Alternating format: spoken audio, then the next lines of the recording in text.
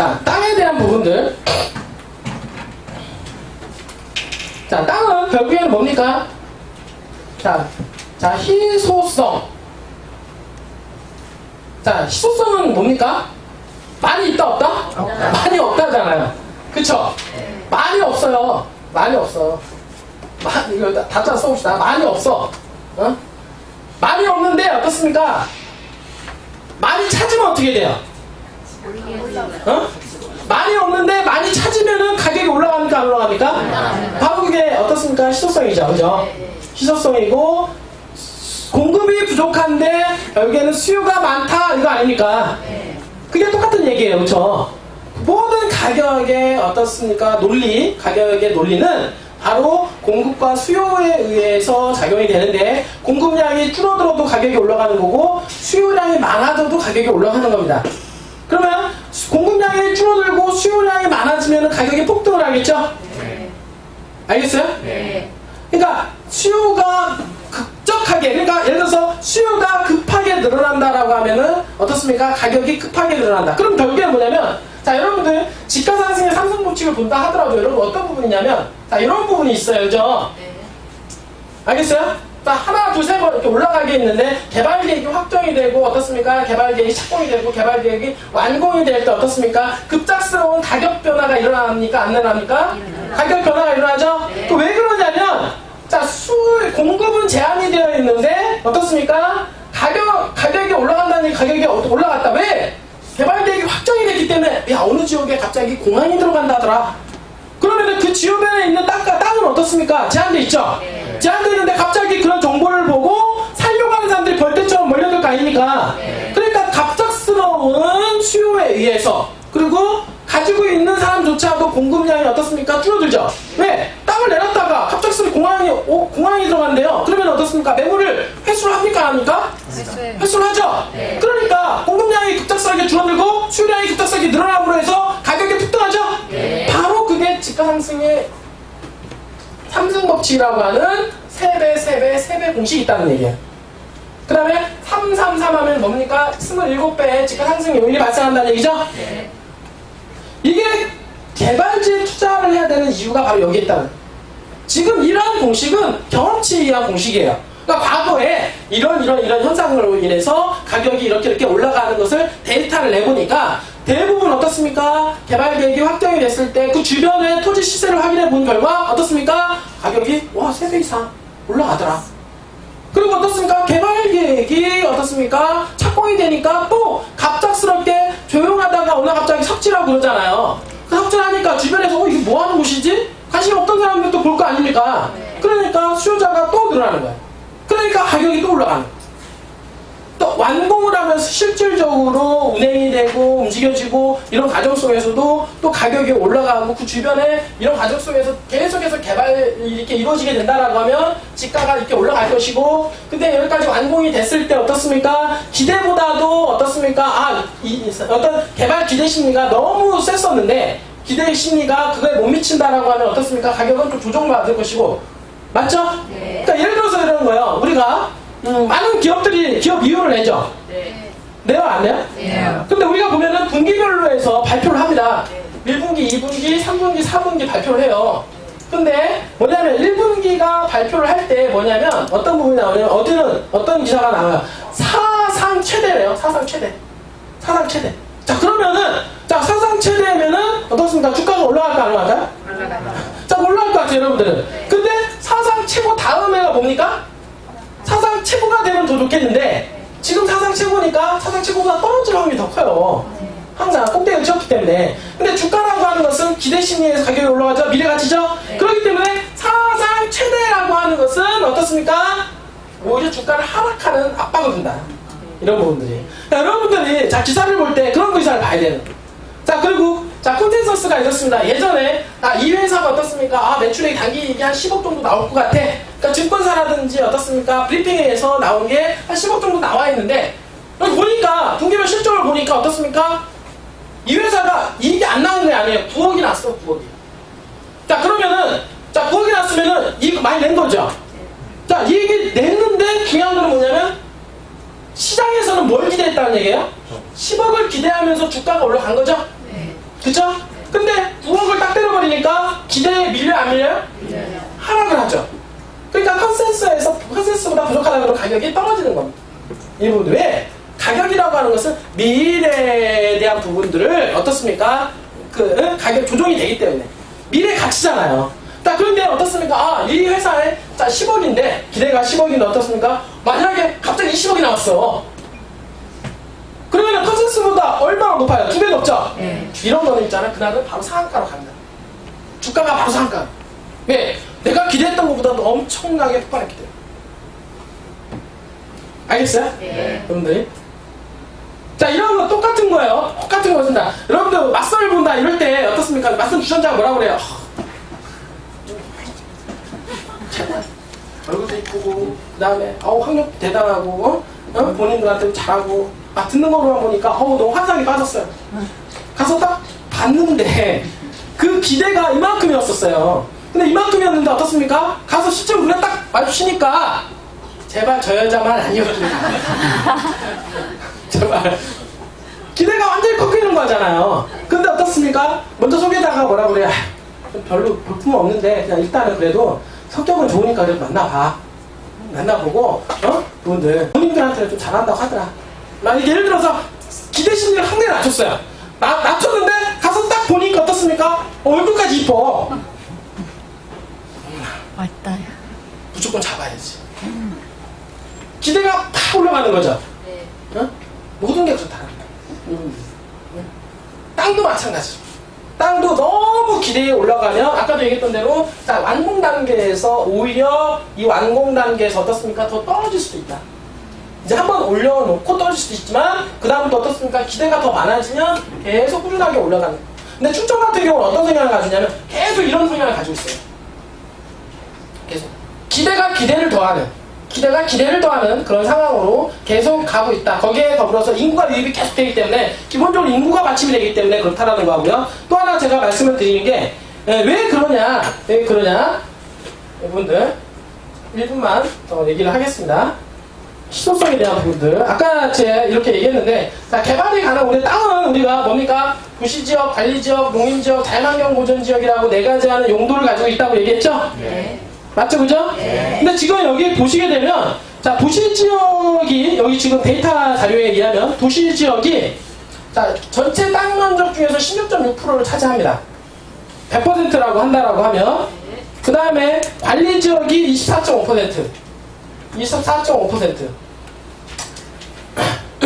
그 다음에 뭡니까? 농림지역 있죠? 농림지역이 47.8%. 그 다음에 자연환경 보전지역이 어떻습니까? 11.1%를 차지한다고 얘기를 하죠. 이렇게. 그러니까 뭐냐면, 간단하게 자연환경 보전지역은 어디냐면, 우리 국립공원 있잖아요.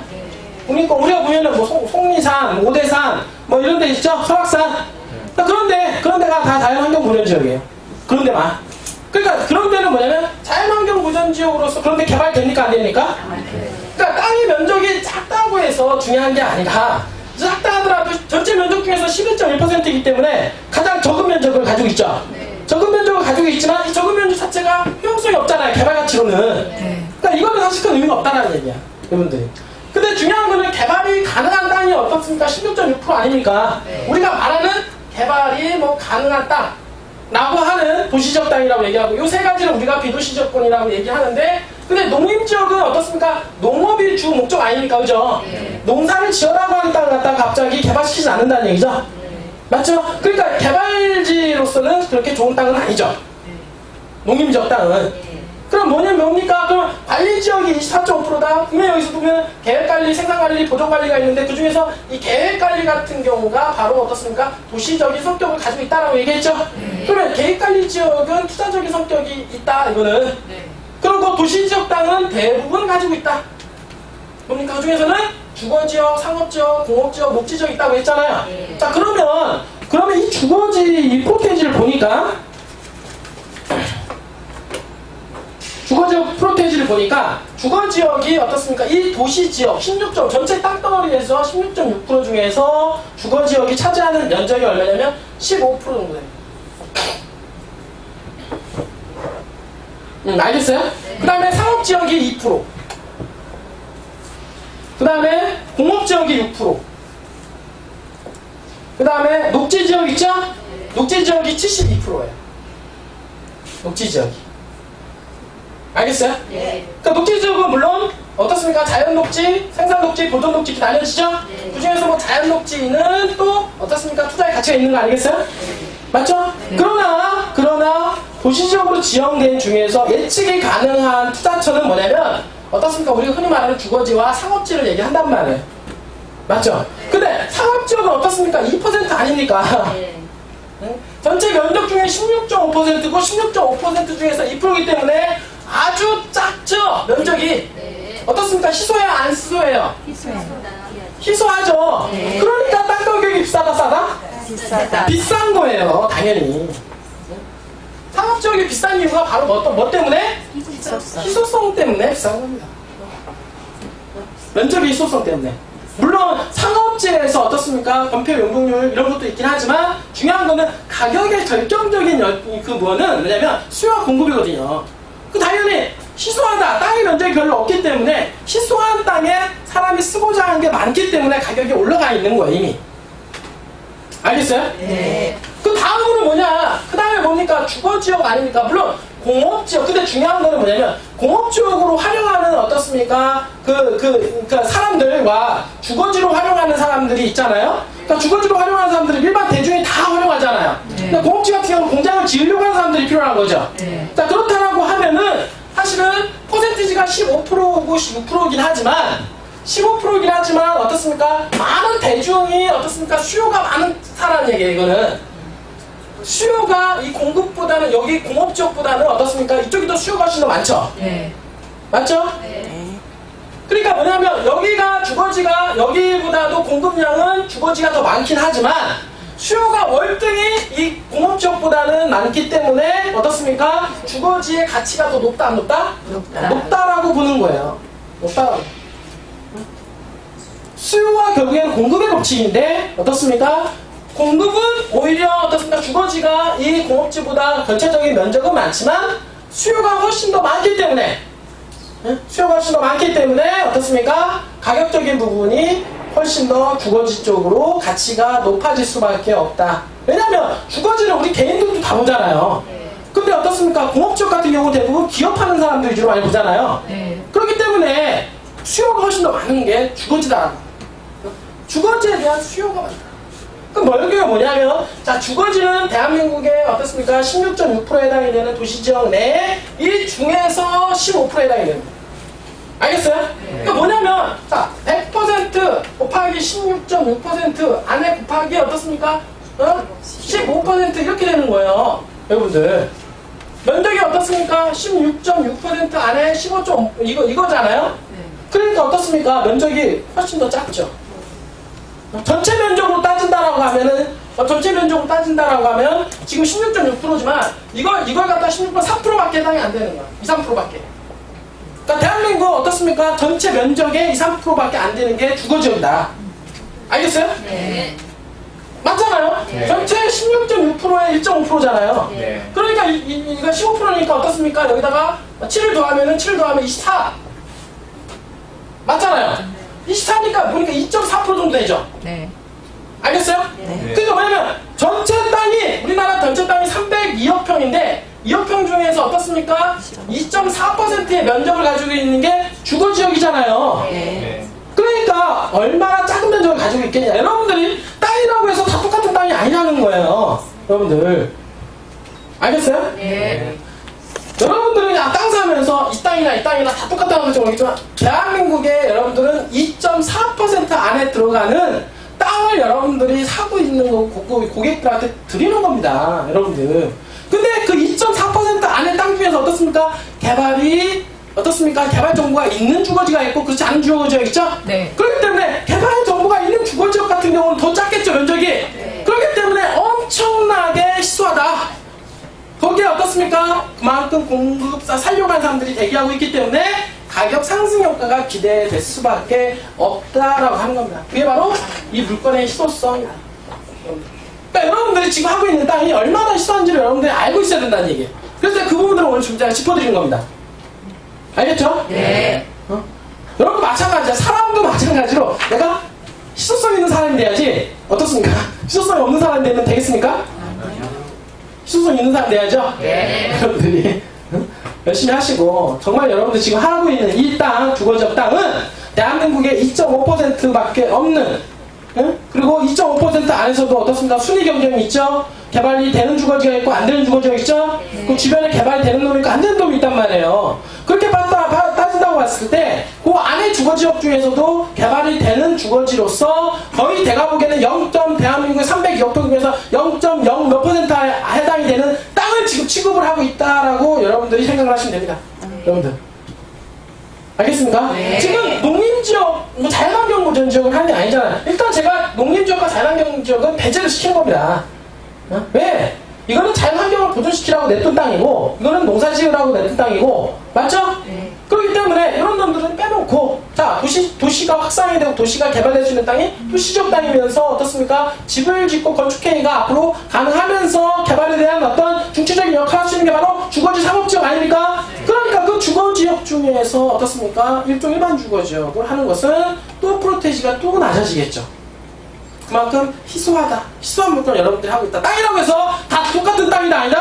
아니다라고 하는 겁니다. 많은 회사들이 지금 농림지역에 있는 땅 개발된다고 하면서 농림지역에 있는 땅을 많이 하기도 해요. 이 수많은 양을 가지고 있는 많은 공급이 되어 있는 이 농림지역 땅을 여러분들 희소한 주거지 상업지역이 낫겠죠? 네. 거기서 바람이 불면 어떻습니까? 갑작스러운 공급이 아니라 주거지는 정해져 있고 어떻습니까? 바람이 불면 엄청난 수요가 따르잖아요. 그렇기 때문에 가격이 폭등할 수가 있다. 그래서 주거지 상업지역 위주로 개발이 되면 먼저 가격이 어떻습니까? 폭등을 하는 겁니다.